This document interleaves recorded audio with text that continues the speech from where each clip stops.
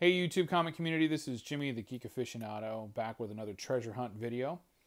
I had an opportunity to take my wife to the airport in Chicago, and on my way back home had a couple of spots to hit.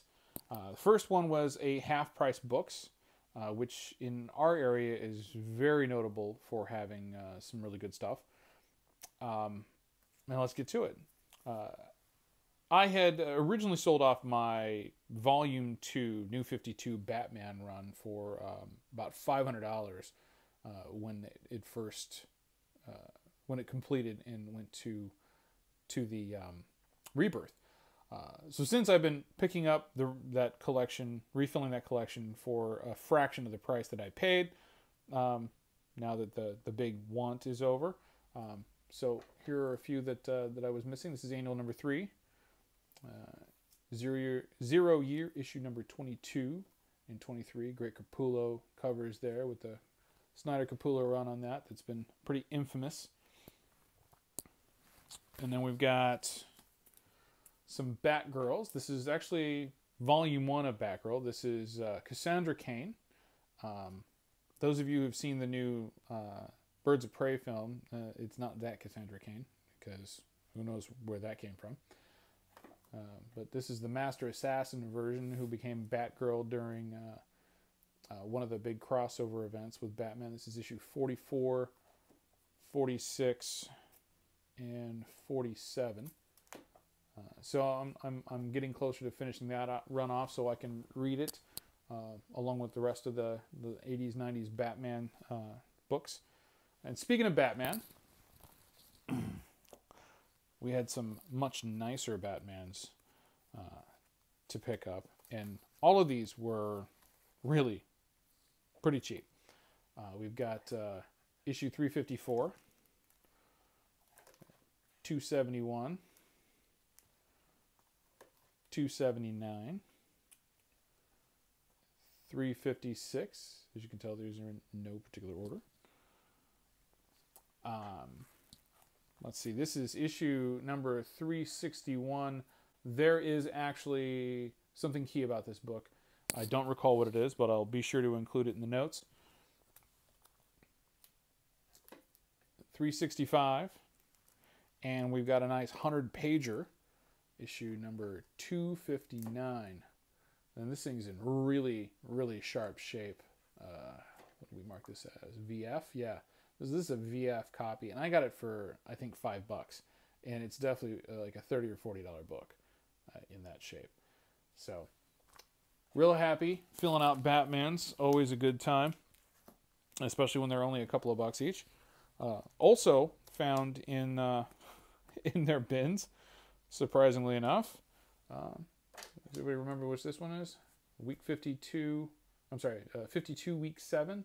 This is the first appearance of Kate Kane, which is Batwoman, or Citizen Kane as they're marking it there.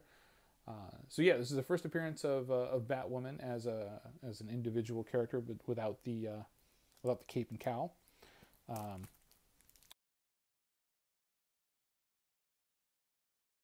Found this. This is really nice. This is a Witchblade Origin Special. It's a American Entertainment exclusive, with a great Michael Turner cover. They did a black and white treatment of this later on, which I thought was just amazing, and I was able to pick up. And then we've got this guy here, which is Cyblade She, Battle for the Independence. It's a little rough, but it's signed by Jimmy Palmiotti, 885 or 835 out of 1500. That really doesn't, matter to me that much. Palmiotti is one of the writers and one of the stories in here. But this was the first time I was able to actually track down Silvestri cover. There's another signature up here I wasn't able to actually identify. But yeah, so I was able to get that Silvestri cover finally of that. Still looking for a nicer one, something I could probably turn into a 9.8. But other than that, I'm just real happy. That's it for the half-price books.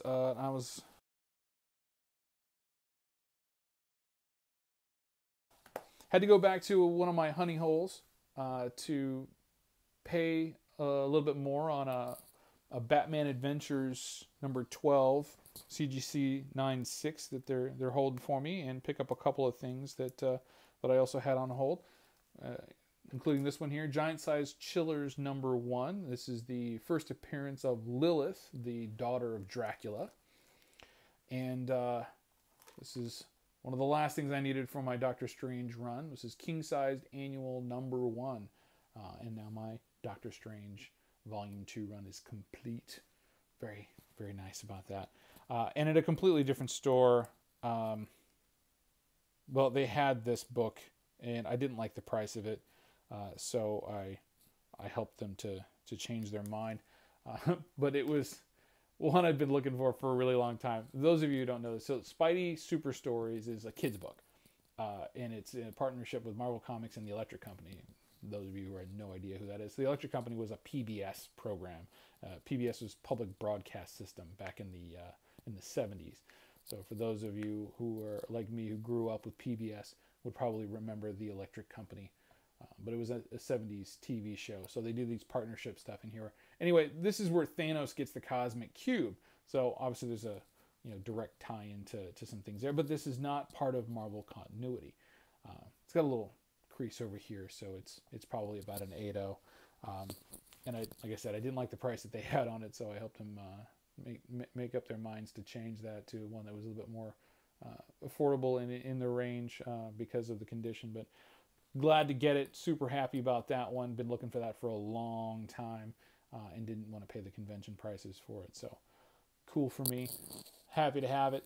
And that's it for my my little treasure hunt haul. Everybody, thanks for watching, and we'll catch you next time.